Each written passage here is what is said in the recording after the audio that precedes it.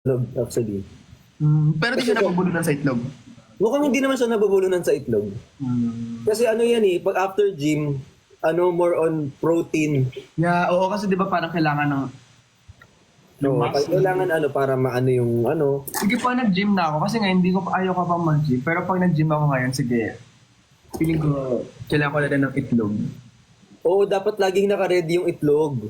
I-ready mo yung itlog mo kapag after mo na mag-gym. Para, Pero kinakain mo din yung itlog mo after mag-gym.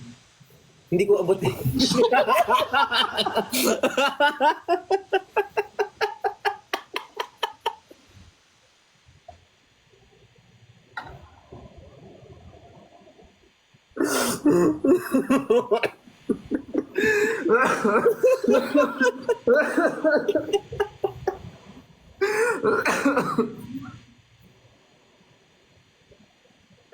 Hindi.